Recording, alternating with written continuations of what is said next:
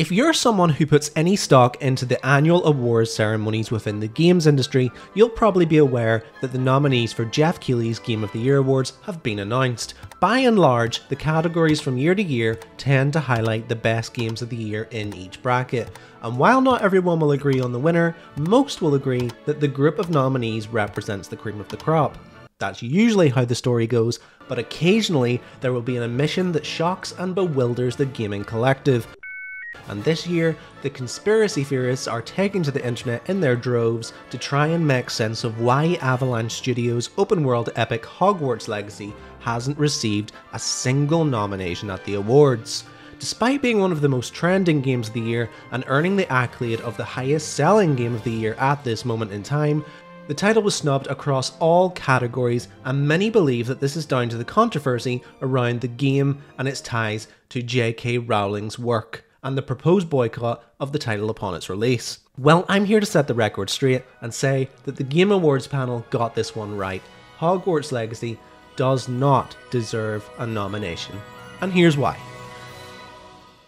Okay, so let's kick things off by discussing the potential snubbing of this game. To simplify this theory, so as to not breathe any life into it, some people believe that due to the transphobic comments and opinions upheld by Harry Potter's author and creator J.K. Rowling, the Game Awards are aiming to avoid giving Hogwarts Legacy publicity in an attempt to support trans gamers and indeed the trans community. It's an argument that basically boils down to the Game Awards are too woke. Well, here's my counterpoint. How many times within the AAA scene have you seen a major developer, top tier content creator, a major publisher, or anyone in that same ballpark sacrifice a money-making opportunity to actively support a minority community? And better yet, if they were going to do that, don't you think they would have publicized this to reap the rewards of standing up for the little guy? In this instance, the awards could have included the game to promote the high-selling game and enjoy the PR and interest that it draws to the awards, or equally, they could have taken a stand and earned brownie points with the LGBTQIA+ community. In the end, they've done neither, and that can only really mean one thing. The panel clearly doesn't believe Hogwarts Legacy is a game worthy of a nomination. It's not a matter of principle, it's not a political move, it's a matter of opinion. And if you really look deep down inside yourself, you probably knew that was the case anyway. Okay, now that we've addressed the hippogriff in the room and the anti-woke brigade have clicked off the video, let's discuss what it means to celebrate a popular game. A game can be popular for so many different reasons. It can be popular based on merit, such as past Game of the Year award winners like Elden Ring, It Takes Two, and The Last of Us Part 2. A game can also be popular based on how readily available it is, with free-to-play games like Call of Duty Warzone, Fortnite, and Apex Legends springing to mind. A game can even be popular based on how terrible it is, with recent games like Skull Island Rise of Kong and Lord of the Rings Gollum catching the eye of gamers purely out of morbid curiosity. What I'm getting at here is that there are more factors than quality at play here, and in the case of Hogwarts Legacy, we have to take into account that a large portion of this game's success directly correlates with the success and the undying love Potter fans have for the books and films within the franchise. I know that I myself had to wrestle with my journalistic integrity when reviewing this game, because the little kid that grew up playing the old Harry Potter licensed games on the PS2 was essentially given all that he could have ever wished for when playing this game back in February. In short, this game is wish fulfillment, fan service to the max, and as lovingly true to the source material as it can be. But the question remains, does that equate to an award-winning game?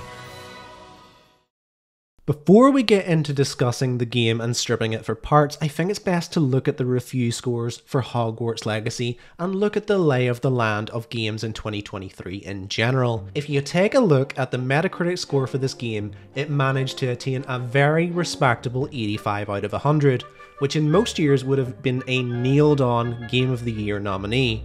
The problem for Hogwarts Legacy this year is that 2023 has been a monster year for games. It had 2 games this year that managed to get an average of 96 out of 100 in the form of Legend of Zelda Tears of the Kingdom and Baldur's Gate 3. Not to mention that excluding all the games that got the same score as Hogwarts Legacy, there are 57 games with higher aggregate scores than Hogwarts Legacy. So if critic scores are anything to go by, and on a Game of the Year award panel made up of industry officials and critics, they are, this goes some way to explaining why Hogwarts Legacy isn't getting a look in. The post-pandemic wave of games came this year in full force, and when push came to shove, Hogwarts Legacy was critically outclassed. Now that you've got all of the context, let's put scores to one side and give this wizarding wonder a fair shake. What was good about this game? Well, in my review, I actually had quite a lot of good things to say about this game. I thought the game was visually outstanding, I thought the score was wonderful, reimagining a lot of John Williams' orchestral work for the films, and the initial hours of gameplay were intriguing as all hell. The game promised to be a complete and utter Potter fan wish fulfillment masterpiece. However, after those initial hours passed, the cracks began to show, and I will get to that. But if we just look at the positives in this section, the only categories I could potentially see this game slipping into on merit would be maybe best art design and maybe best score and music.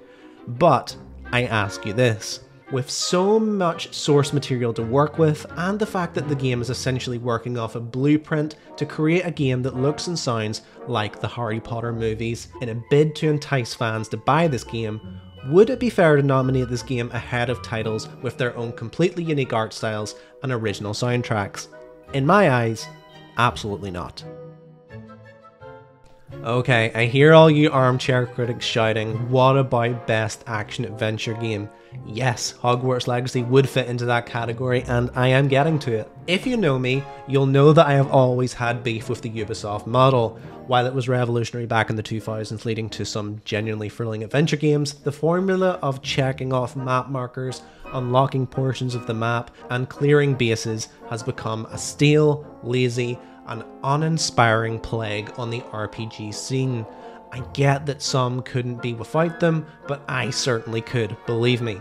I mention this because when you get over the initial joy of exploring the Hogwarts castle, being assigned your house, getting your first classes, and taking a stroll around Hogsmeade, you begin to realise that Hogwarts Legacy is exactly that, a formulaic, by-the-books Ubisoft model game.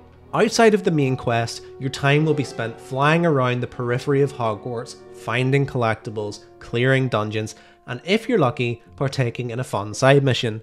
However, the main issue that many run into with this game is, if you took away the Harry Potter IP and put it out of the equation, would you really be that interested in the core gameplay of this game? The combat is serviceable, I'll give it that. Getting around on a broom feels fine. And admittedly, there are some great side missions, particularly the Sebastian Sallow ones. But when you take a step back and look at this game for what it is, it just feels really empty. I remember about a month before this game was released, many were sticking the boot into another open world Ubisoft formula game from Square Enix called Forspoken, a game I also reviewed, and with the power of hindsight, outside of the Harry Potter bias, I struggled to see too many tangible differences between the two. The quests were generic and uneventful, the combat was serviceable, much like Harry Potter, the voice acting was pretty poor, ditto, the map was barren and lifeless, yep, populated with collectibles and filler quests, you betcha. And in fact, the only difference in my eyes is that Forspoken actually had better movement mechanics, so at least getting from A to B was fun. In short, Hogwarts Legacy is a game that flatters to deceive, and while it's one of the more palatable Ubisoft-style games around, it's not groundbreaking, it's not a jaw-dropping masterpiece, and at the end of the day, that's what wins awards. Then lastly, before we wrap this up completely, we have to compare Hogwarts Legacy to the other nominees in the action-adventure category, because even if Hogwarts Legacy isn't objectively good, it doesn't mean that the others are. So here are the nominees for the category. We have Alan Wake 2, Marvel's Spider-Man 2, Resident Evil 4, Star Wars Jedi Survivor, and Legend of Zelda Tears of the Kingdom. Of those 5, 3, in my eyes, are pretty untouchable. You can disagree if you like, but I reckon I'm in the majority there. Alan Wake is one of the most complete survival horror / action adventure games I have ever played. Marvel's Spider-Man 2 is about as technically accomplished and cinematic as an adventure game can be, and Tears of the Kingdom is an improvement on Breath of the Wild, which many thought was impossible, making that an achievement in and of itself. So that leaves Resident Evil 4 Remake and Jedi Survivor. In truth, while I can see the argument that a remake shouldn't trump a brand new IP, Resident Evil 4 really goes out of its way as a remake to offer new content, improved combat, better bosses, and closer ties to Resident Evil 2 in a reworked narrative, and the game even has more replay value. There's a reason this game was awarded a lot of 10s by major publications, and I think that does enough to earn its place here. And then there was one, Star Wars Jedi Survivor. Honestly, if this game was just a slightly improved version of Jedi Fallen Order, I would have probably agreed that Hogwarts Legacy pipped it in terms of getting into this category, but in reality, Jedi Survivor is a vastly improved game from its predecessor, with much better platforming and exploration, better world design, a killer story, and slightly improved combat. It's still not Souls-like in any way, but it's much more varied at least. It does enough to earn its place here for me, and that of course means that, based on merit, there's just no place here for Hogwarts Legacy. Not because the awards are cruel, not because there's an agenda against this game, it's just an average game. Plain and simple. So there you have it folks, my take on why Hogwarts Legacy, despite having great sales figures and some interesting attributes, doesn't deserve a place among the other nominees. I would love to hear what you think about all this, so please be sure to leave a comment. I know that you will anyway, and as always, thanks for listening to me on RPG Informer. I've been Cal, and I will see you next time. Mischief managed.